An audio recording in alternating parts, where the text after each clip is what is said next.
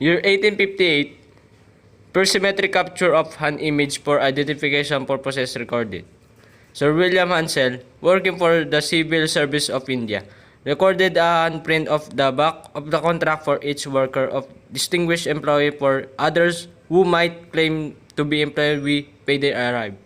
This was the first record symmetric capture of a finger image that were uniformly taken for identification purposes.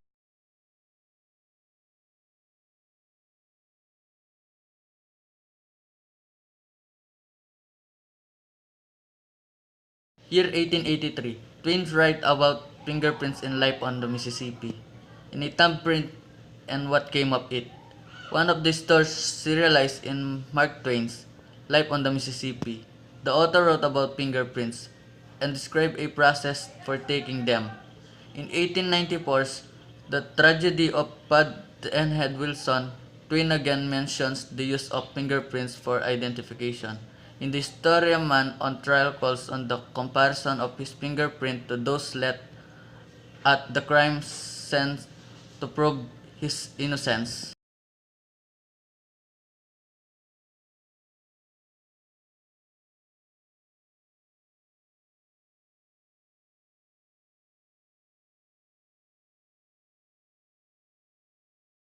In 1870, Bertillon develops anthropometries to identify individuals. Alphonse Bertillon developed Bertillonage, or anthropometries, a method of identifying individuals based on detailed records of their body measurements, physical descriptions, and photographs.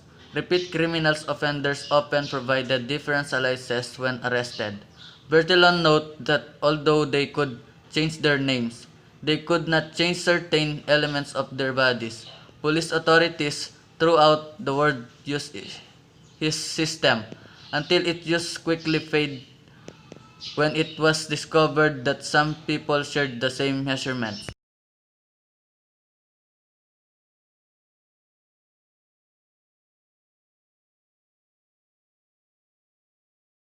Year 1892, Galton develops a classification system for fingerprints. Sir Francis Galton wrote a detailed study of fingerprints in which he presents a new classification system using prints for all 10 fingers. The characteristic the Galton used to identify individuals are still used today. These details are often referred to Galton's details.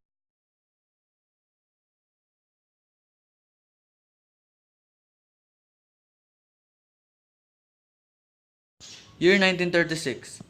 Concept of using the iris pattern for identification is proposed. Ophthalmologist Frank Birch proposed the concept of using iris patterns as a method to recognize an individual.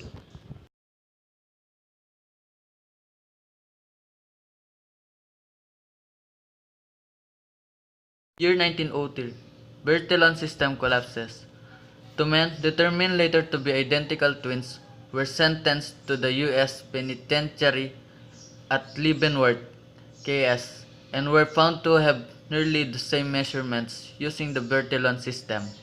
Although the basis of this story has been subsequently challenged, the story was used to argue that Bertillon measurements were inadequate to differentiate between these two individuals.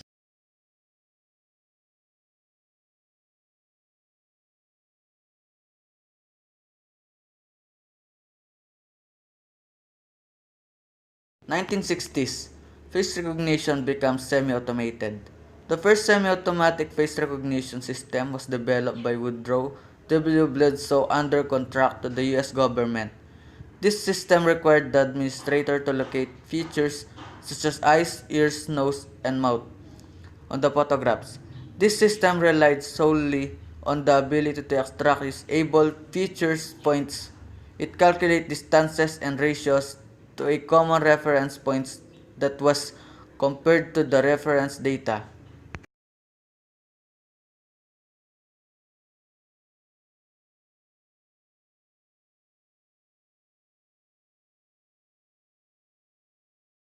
Year 1969, FBI pushes to make fingerprint recognition an automated process.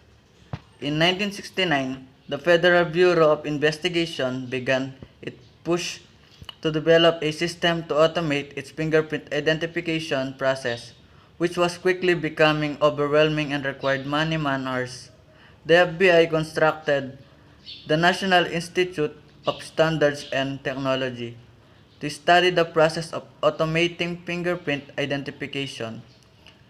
Identified two key challenges. One, scanning fingerprint cards and identifying minutiae. And two, comparing and matching lists of minutiae.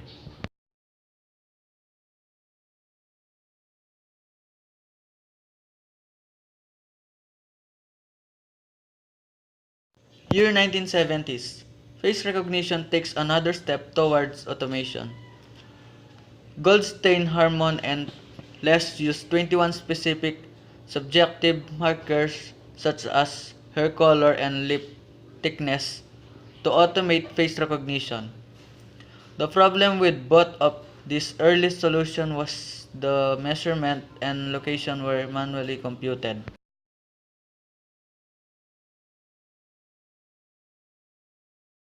Year 1974. First commercial hand geometry systems became available.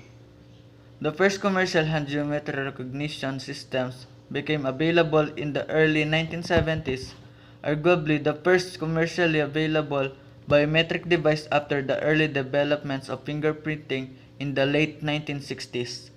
These systems were implemented for three main purposes: physical access control, time and attendance, and personal identification.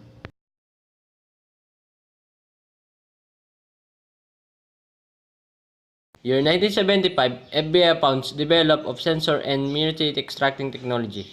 The FBI found the develop of scanners and mutate extracting technology, which led to the develop of prototype reader. At this point, only the mutate were storage because of the high cost of digital storage. These early readers used capacitive techniques to collect the fingerprint characteristics. In 1976, first prototype system for speaker recognition is developed. Texas Instruments developed a prototype speaker recognition system that was tested by the U.S. Air Force and the MITRE Corporation.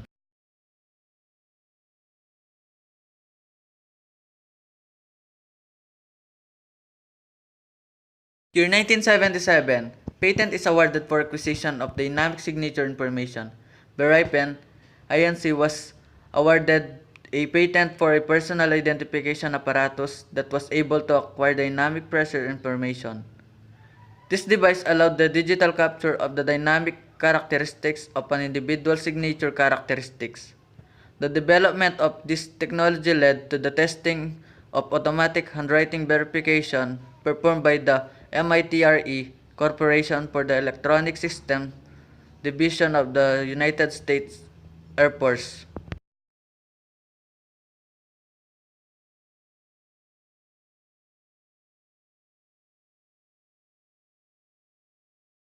Year 1980s, NIST Speech Group is established. The National Institute of Standards and Technology developed the NIST speech groups to study and promote the use of speech processing techniques.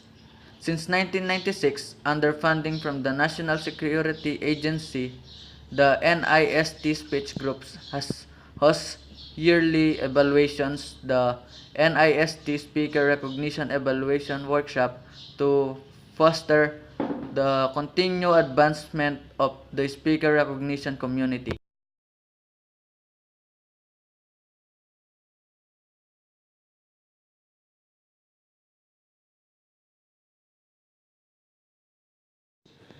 Year 1985, concept that no two arides are alike is proposed. Dr. Leonard Plum and Aaron Sapir, ophthalmologists, proposed that concept that no two arides are alike.